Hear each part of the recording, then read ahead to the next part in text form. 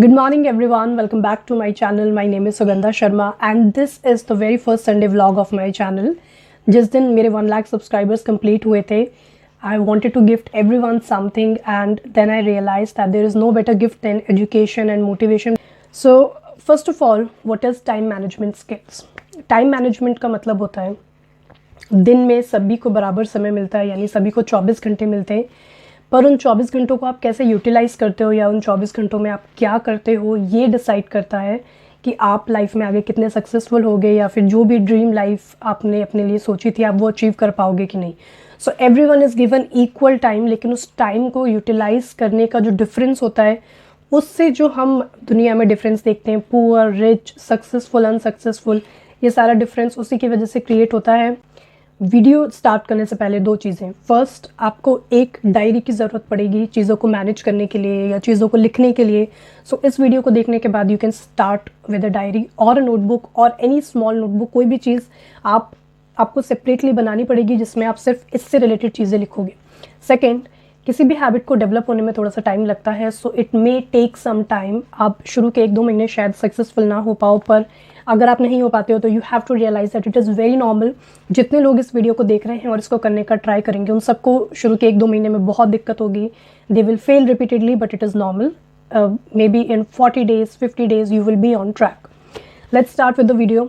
Okay, so first tip is set your goals. यानी आप ये डिसाइड करो कि आप टाइम मैनेजमेंट क्या अचीव करने के लिए करना चाहते हो. आपके पास कम से कम एक गोल होना चाहिए कि मैं जो टाइम मैनेजमेंट सीख रहा हूँ या सीख रही हूँ वो ये पर्टिकुलर चीज़ अचीव करने के लिए सीख रही हूँ. जब आप टाइम मैनेज करना सीख जाओगे तो आपके जो गोल्स हैं वो वीकली हो सकते हैं, मंथली हो सकते हैं, हाफ ईयरली हो सकते हैं या ईयरली भी हो सकते हैं. जैसे इस महीने मुझे बहुत सारे असाइनमेंट्स बनाने हैं, तो मैं एक मंथली गोल रखूं कि मुझे by the end of the month 6 assignments complete करने हैं, तो मुझे पूरे महीने जो अपना टाइम मैनेज करना है वो असाइनमेंट कंप्लीट करने के हिसाब से करना है. या फिर 6 महीने बाद आपके बोर्ड एग्जाम्स हैं, तो आप 6 महीने के लिए टाइम मैनेजमेंट फिक्स कर सकते हो और आपका गोल होगा कि आपको बोर्ड एग्जाम्स में इतने % लाने हैं. So it's very important to first decide कि आप जो टाइम मैनेज करना चाह रहे हो वो क्या अचीव करने के लिए करना चाह रहे हो, जिससे कि जब आप टाइम मैनेज कर रहे होगे तो आपका पूरा फोकस उसी चीज़ पे होगा. अगर आपका कोई गोल नहीं है और आप बस टाइम मैनेजमेंट स्टार्ट कर दोगे तो किस चीज़ को ज़्यादा टाइम देना है, किस चीज़ को प्रायोरिटी देनी है, ये कभी भी पता नहीं चलेगा. तो हमेशा एक गोल रखना, चाहे वो किसी भी पीरियड के लिए हो. कई बार ऐसा होता है जैसे दिसंबर में मैं जो टाइम टेबल फॉलो करूँगी वो मैं जनवरी में नहीं करूँगी, क्योंकि दिसंबर में मेरे एग्ज़ाम्स हैं. तो एग्ज़ाम्स के टाइम पे मैं जितनी प्रायोरिटी एग्ज़ाम्स को दूंगी, एग्ज़ाम्स खत्म हो जाने के बाद जनवरी से मेरी प्रायोरिटीज़ शिफ्ट हो सकती हैं. सो इट्स नॉट लाइक कि आप एक टाइम टेबल बनाओगे वो हमेशा चलेगा, 1 साल 2 साल चलेगा. वो टाइम टू टाइम चेंज होता रहेगा और जिस चीज़ के लिए आपको उसको चेंज करना है, जैसे दिसंबर में मेरे एग्ज़ाम्स खत्म होने के बाद व्हाट्स माई नेक्स्ट गोल, मेरी अगली प्रायोरिटी क्या है, उस पर डिपेंड करेगा कि मैं जनवरी में क्या टाइम टेबल फॉलो करूँगी. So it's very important to set your goals, ताकि आपको पता चले कि आप टाइम किस चीज़ के लिए मैनेज करना चाह रहे हो और उस चीज़ को प्रायोरिटाइज कर पाओ. Tip number 2 is make a list of what you do every day. So आप ये लिस्ट 2 तरीके से बना सकते हो. फर्स्ट, आप जो भी दिन में करते हो आप बैठ के रिकॉल करो उसको, अपनी डायरी में या नोटबुक में लिखो कि this is what I do every day.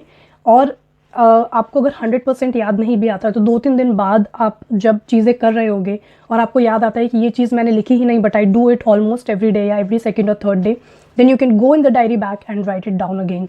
तो अगर आपके पास एक पूरी लिस्ट होगी कि आप पूरे दिन में क्या करते हो, ऐसा नहीं है कि आप उसको रोज़ करते हो, मे बी सेकेंड डे या third day, every second every third day, तो you will be able to analyse कि आपका टाइम जा कहाँ रहा है.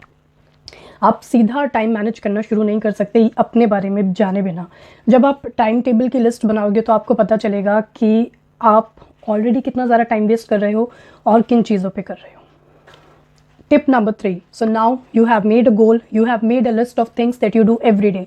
अब उस लिस्ट को ध्यान से देखिए और एक बहुत सिंपल सा फॉर्मूला है जो आपको फॉलो करना है, which is don't give it 5 minutes if you can not give it 5 years. किसी भी ऐसी चीज़ को जो आपके आज से 5 साल बाद आगे काम नहीं आने वाली है उसको 5 मिनट का टाइम भी मत दो. Which means D clutter the task, यानी चीज़ों को छाटो. जो चीज़ें इंपॉर्टेंट नहीं हैं उस लिस्ट में से just cut them. For example, you play video games 2 hours a day. आज से 2 साल बाद भी वो आपके काम नहीं आएगा, 5 साल तो बहुत दूर की बात है. So that thing is of no use to you and you have to cut it. This is a very bitter truth. I know it's very hard to do, but 21 दिन बाद, 22 दिन बाद आपको याद भी नहीं आएगी कि मुझे वीडियो गेम खेलना है. कोई भी चीज़ जिसमें आपका टाइम वेस्ट होता है, जैसे if I talk to my friends for 2 hours a day या इवन 1 आवर अ डे, जब मैंने उसको लिस्ट में लिखा तो मुझे पता चलेगा कि it's 1/24 part of my day. So I can not give that much time to something जो अब मे बी मेरे फ्यूचर में आगे काम ना आए. I am not asking you to lose all your friends, but this is a bitter truth. आज से 5 साल बाद you will already lose 90% of friends, and I am a 26-year-old adult and I'm saying this with my experience. Most of my friends are married now, some of them have children as well, everyone is busy in their life.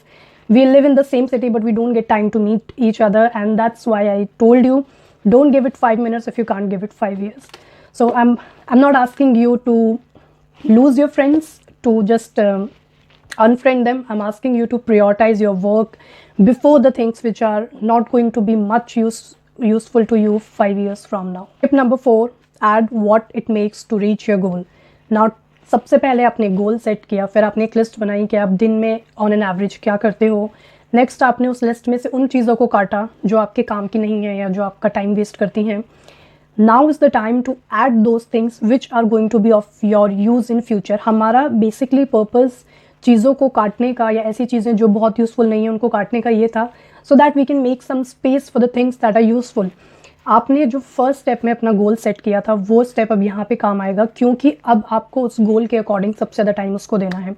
मान लीजिए मेरा एक yearly goal है that I have to clear UPSC, लेकिन list बनाने के बाद मुझे पता चलता है कि मैं दिन में सिर्फ 2 घंटे यूपीएससी के लिए पढ़ रही हूँ, विच इज़ टोटली रॉन्ग, क्योंकि वो मेरा एक लॉन्ग टर्म गोल है.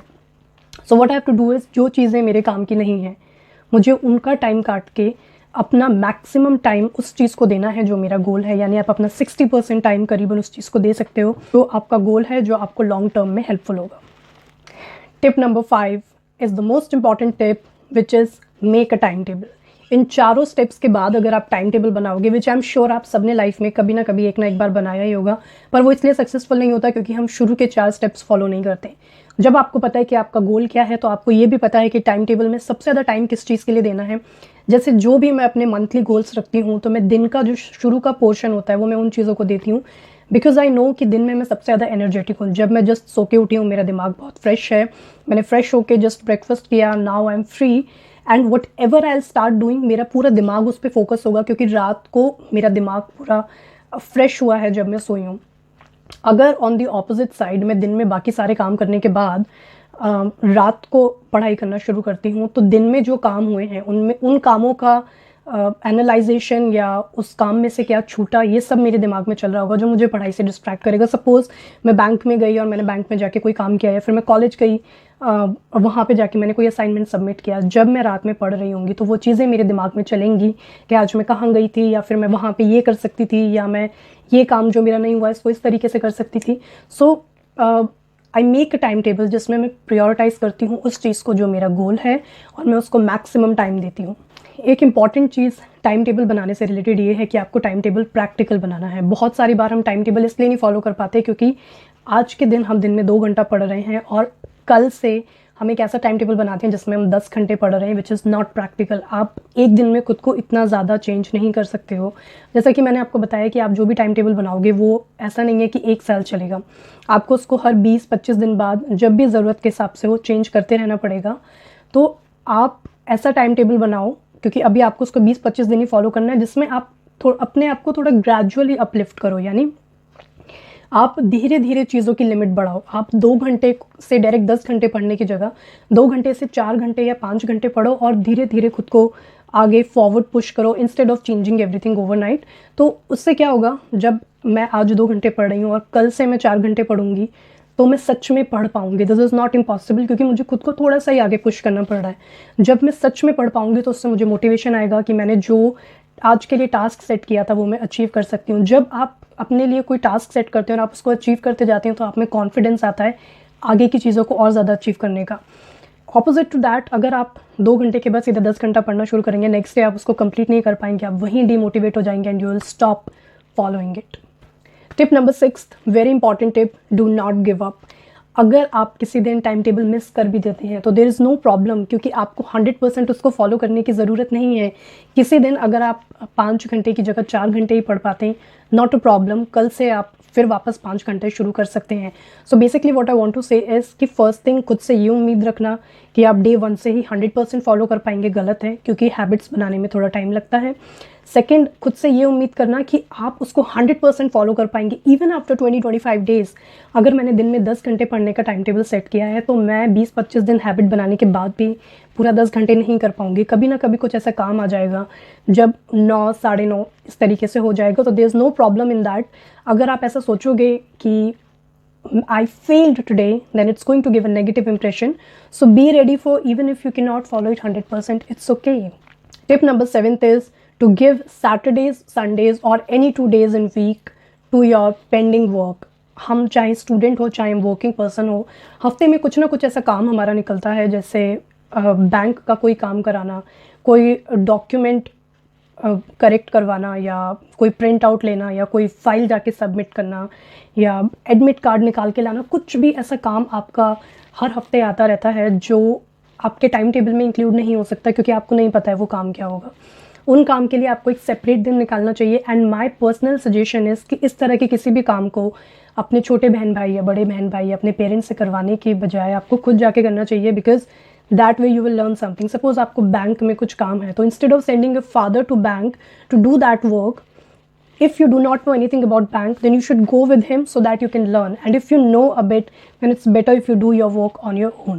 So it's very important to maintain a checklist कि हर सैटरडे संडे या हफ्ते में कोई भी 2 दिन आप वो काम जो आपके पेंडिंग है उनको कंप्लीट करेंगे। ये जो चेकलिस्ट है ये आप कैटेगराइज करके बना सकते हैं। जैसे आप बना सकते हैं इंपॉर्टेंट एंड अर्जेंट। अर्जेंट में वो काम जिसको पहले करना है, इंपॉर्टेंट में वो काम जिसको इग्नोर नहीं करना है। वो इंपॉर्टेंट है लेकिन उसमें थोड़ा सा टाइम देरी से करना चल सकता है। या फिर आप इस तरह की चेकलिस्ट बना सकते हैं वीकली, मंथली, यानी ये काम इस हफ्ते में ख़त्म हो जाना है और ये काम इस महीने में ख़त्म हो जाना है। इसके अलावा आपको अपने काम को डेडलाइन भी देनी चाहिए, एक फाइनल डे डिसाइड करना चाहिए कि 1 तारीख को जैसे आपने डिसाइड किया कि ये काम होना है, if because of some reason नहीं हो पाया तो 4 तारीख से पहले ये काम ख़त्म हो जाना चाहिए। 4 तारीख is the deadline and follow it strictly. Next 2 tips जो मैं आपको देने वाली हूँ ये साइकोलॉजिकल टिप्स हैं, ये बहुत हेल्पफुल हैं and once you start following them you will realize that they are just amazing. So tip number 8 is to have a clock in your room. जब भी आप अपने घर पे हैं, आपका जो भी रूम है उसमें घड़ी लगाएं। घड़ी थोड़ी बड़ी सी हो और बहुत ऊपर लगने की जगह थोड़ी नीचे हो। अगर आप घर से बाहर जा रहे हैं तो आप एक वॉच पहन सकते हैं, जिसको आपको एज अ फैशन एक्सेसरी नहीं पहनना है, आपको उसे as a time management skill पहनना है। घड़ी अपने सामने रखने से या घड़ी पहनने से ये फ़ायदा होता है कि आप टाइम का ट्रैक रख पाते हैं, यानी आप ज़्यादा कॉन्शियस होते हैं कि आपने इतना दिन निकल गया है, अभी तक क्या किया है। जैसे कि मैं आपको एक एग्जाम्पल देती हूँ, जिस भी दिन हम लोग स्कूल जाते हैं या कॉलेज जाते हैं या ऑफिस जाते हैं, उस दिन हमें दिन बहुत लंबा लगता है in comparison to Sunday. Sunday को हम उठते हैं और कुछ देर बाद घड़ी चेक करते हैं तो शाम के 3 या 4 बज रहे होते हैं। रीज़न इज़ कि जब आप स्कूल, कॉलेज या ऑफिस में होते हैं तो आपको टाइम का ट्रैक रहता है। जैसे ही पीरियड्स चेंज होते हैं तो आपको पता चलता है कि अब ये टाइम हो गया होगा। या फिर जब हम ऑफिस में होते हैं तो लंच टाइमिंग और फिर शाम को टी ब्रेक, तो हमें टाइम का ट्रैक रहता है। इसीलिए हमें लगता है कि उस दिन बहुत बड़ा था, यानी हमारे पास बहुत सारा टाइम था। संडेज़ को हमारे ऊपर कोई प्रेशर नहीं होता, विच इज़ वेरी आयरॉनिकल, क्योंकि ऑफिस में आप दूसरों के लिए काम करते हैं लेकिन आप टाइम का ट्रैक रखते हैं। घर पे आप अपने लिए काम करते हैं फिर भी आप टाइम का ट्रैक नहीं रखते। सो सैटरडेज़ या संडेज़ को जब आप टाइम नहीं चेक करते हैं, जब आपके ऊपर कोई प्रेशर नहीं होता, तो यू विल नेवर रियलाइज़ कि कब 3-4 घंटे निकल गए। आप सो के उठे, आपने कुछ 1-2 चीज़ें की होंगी, जैसे लंच वंच किया, और थोड़ी देर बाद ही आप देखते हो शाम हो जाती है, because you did not keep track of time. एक और बहुत अच्छी टिप ये है कि आप अपने घर में अगर बहुत डेकोरेटिव क्लॉक्स लगाएं, जो शो पीस टाइप की क्लॉक्स होती हैं, लेकिन बड़ी ही साइज़ में लगाना है, क्योंकि वो जितनी ज़्यादा साइज़ में बड़ी होगी उतना जल्दी आपका टेंशन वहाँ पे जाएगा। अगर आप एक छोटी सी अलार्म क्लॉक को अपने रूम में एक डेस्क पे रख दो तो शायद आपका ध्यान उतना ज़्यादा ना जाए। सो अगर आप एक बड़ी सी डेकोरेटिव क्लॉक लगाओगे, आपकी बार बार उस पर नज़र जाएगी and you will be able to keep track of time and you will be more conscious of what you have done the whole day.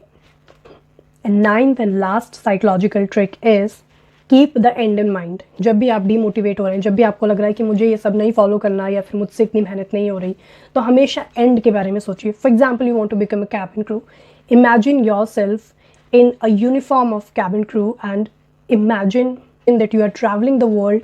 जो भी चीज़ें आपके गोल का एंड है, जैसे आपका गोल है to score very good in 12th class, तो इमेजिन इन योर माइंड कि रिजल्ट आया है और आपने इतना स्कोर किया है. या फिर think of the time when you will be writing your final exam. If you bear the end day और the result in your mind, then you will be more focused and motivated to achieve what you made your timetable for. So these were my top 9 tips to manage your time. इसके अलावा भी बहुत सारी tips हैं, लेकिन अगर आप सिर्फ इन 9 टिप्स को फॉलो करोगे then you will already start doing 90% better than your rest of the days. I hope this video was helpful for you. If it was, then don't forget to like it, share it with your friends, subscribe to this channel for more videos, and never forget to come online on Sundays. Thank you so much for watching the video, guys, and